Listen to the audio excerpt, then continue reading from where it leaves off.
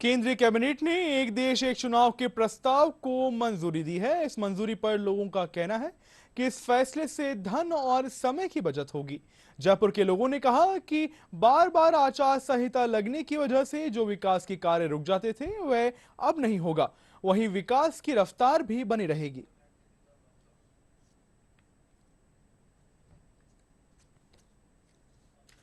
देखिए, मैं समझता हूँ ये सरकार का सबसे बड़ा कदम है और ये देश के लिए सबसे बड़ा कदम होगा, क्योंकि वन नेशन वन इलेक्शन से जो है वो सबसे ज़्यादा लाभ अगर देश की जनता को मिलेगा।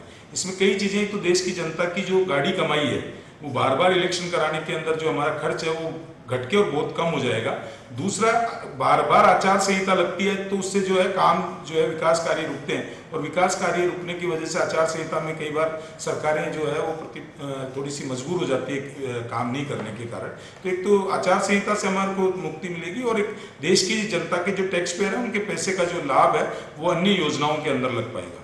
अगर एक राष्ट्र एक चुनाव होगा, एक चुनाव में भी विशेषकर अगर लोकसभा और विधानसभा और चुनाव भी अगर एक साथ होते हैं तो भी ये बहुत बड़ी बात होगी।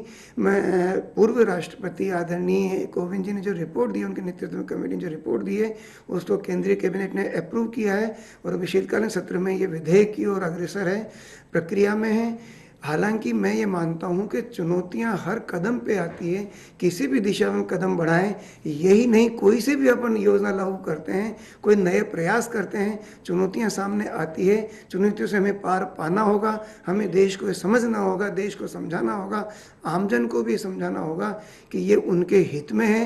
एक देश एक चुनाव के प्रस्ताव को केंद्रीय कैबिनेट से मंजूरी मिलने के बाद अब इसे शीतकालीन सत्र में दोनों सदनों में पेश किया जाएगा, लोकसभा और राज्यसभा में, जिसके बाद ये कानून की शक्ल ले लेगा। कैमरा पर्सन केदार प्रसाद शर्मा के साथ मोहम्मद अतीक, डीडी न्यूज़, जयपुर।